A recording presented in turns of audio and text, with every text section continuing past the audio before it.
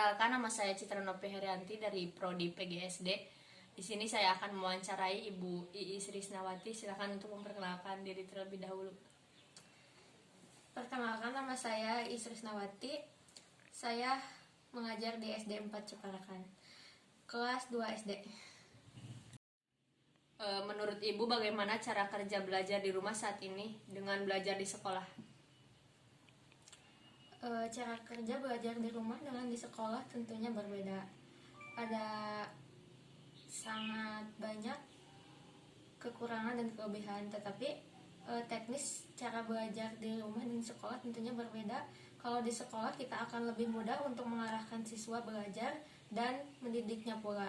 Sedangkan di rumah kita tidak tahu aktivitas apa saja yang sedang siswa kerjakan di rumah selebihnya dari belajar.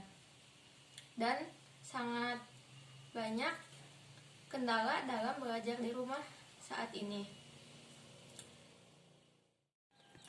Dengan kondisi pandemi yang sekarang ini merebak di negara kita Indonesia tercinta ini, yang entah sampai kapan waktunya, pembelajaran PJJ menjadi salah satu pembelajaran yang sedikit kurang atau lebihnya menjadi pembelajaran yang efektif untuk pembelajaran siswa sekarang ini. Namun jika menurut saya pribadi yang mengajar di sekolah yang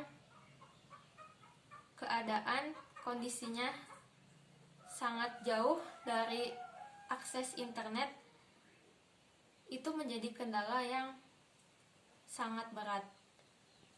Dan pembelajaran PJJ tentunya akan sedikit tidak memadai dalam pembelajaran siswa serta dalam mendidiknya. Dan kita sebagai guru pengajar harus bisa berkontribusi dan bekerja sama dengan para orang tua wali di rumah agar bisa mengontrol anak-anaknya untuk belajar di rumah dengan efektif dan tidak menyalahgunakan waktu yang telah ditentukan untuk belajar. Dan tentunya dalam pembelajaran itu pun kita kan harus menggunakan teknologi, harus menggunakan internet. Nah, itu pun yang menjadi salah satu kendala agar para wali, agar para orang tua bisa menuntun anaknya untuk lebih belajar di rumah, lebih fokus dalam mengajarnya.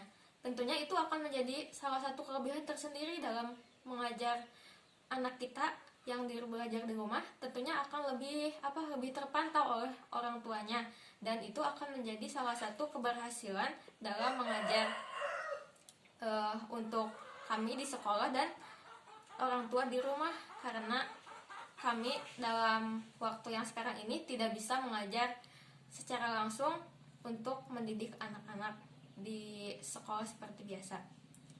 Nah, itu. Selanjutnya, mengapa belajar di rumah untuk saat ini menjadi pilihan bagi para pengajar?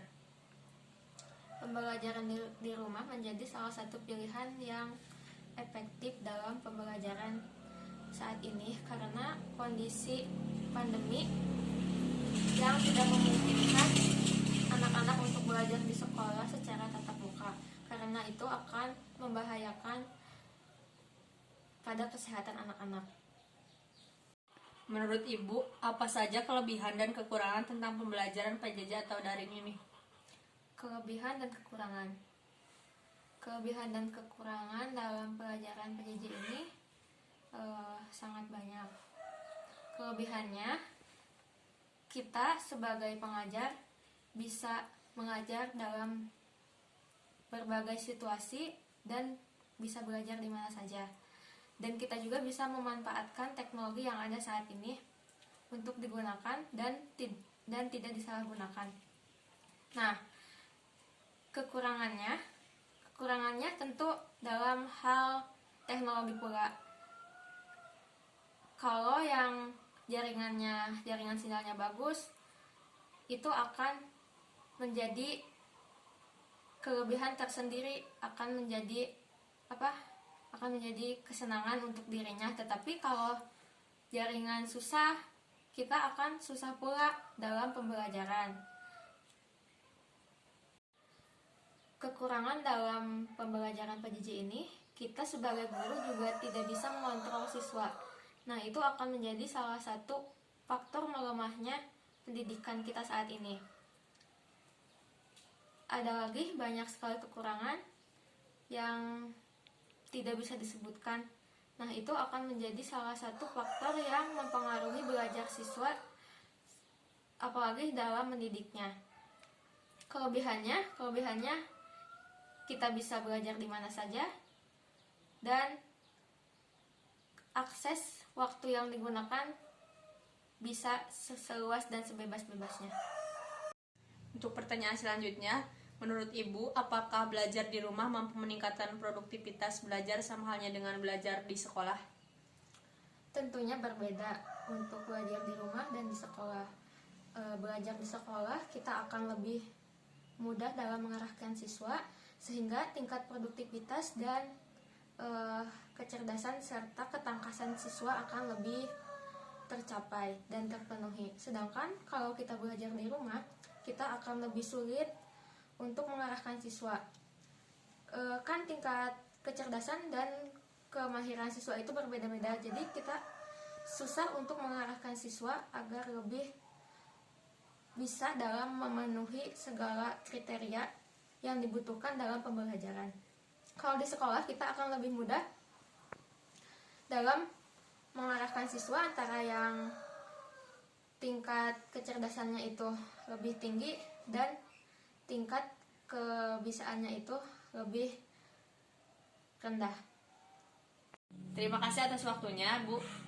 Sekian wawancara yang telah saya laksanakan. Terima kasih.